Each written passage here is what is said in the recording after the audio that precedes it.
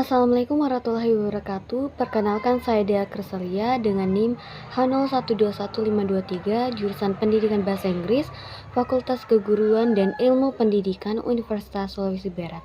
Nah, pada video kali ini saya akan menjelaskan rekognisi mata kuliah Integrated Skill, di mana mata kuliah ini merupakan pilar pendidikan dalam kurikulum kami dan saya telah mengimplementasikannya selama 16 minggu pada masa pengabdian dalam program asistensi mengajar di SMP Negeri 4 Majene.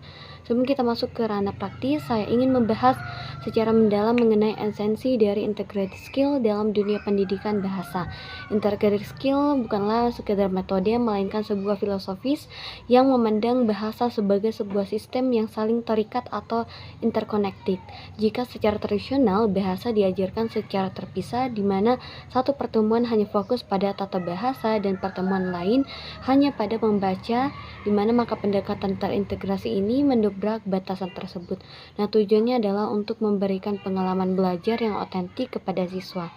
Kita harus menyadari bahwa dalam kehidupan nyata, komunikasi tidak pernah terjadi dalam satu dimensi keterampilan saja.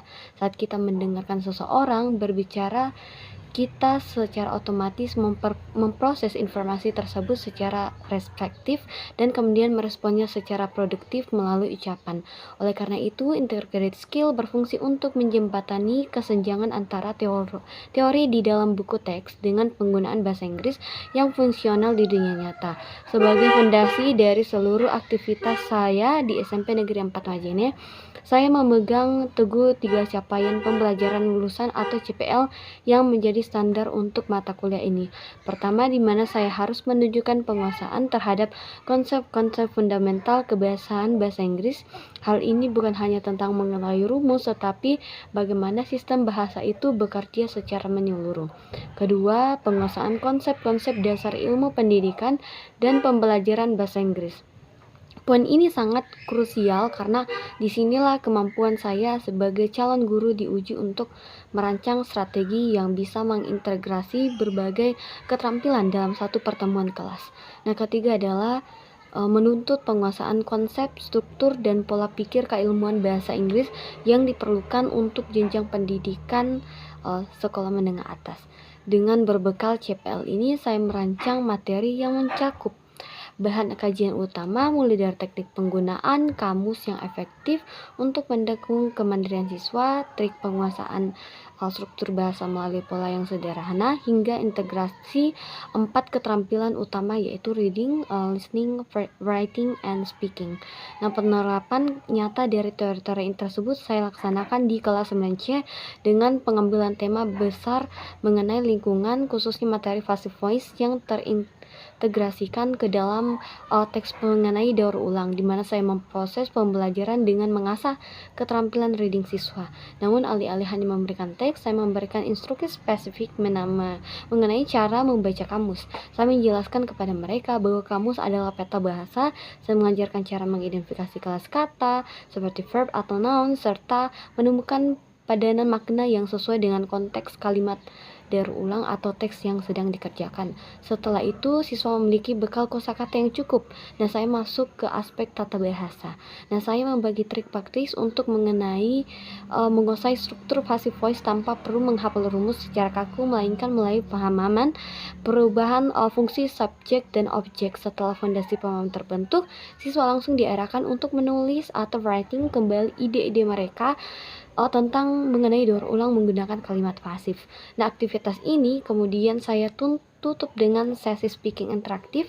Saya menggunakan teknik chain story, di mana setiap siswa harus mendengarkan kalimat aktif dari temannya dan secara spontan mengubahnya menjadi kalimat pasif di depan kelas.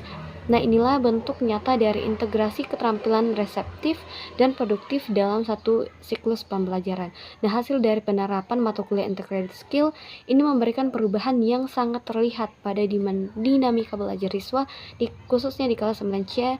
Sebelum program berjalan ini, ada kecenderungan siswa merasa takut dan terbebani saat berhadapan dengan teks bahasa Inggris yang panjang atau saat diminta berbicara.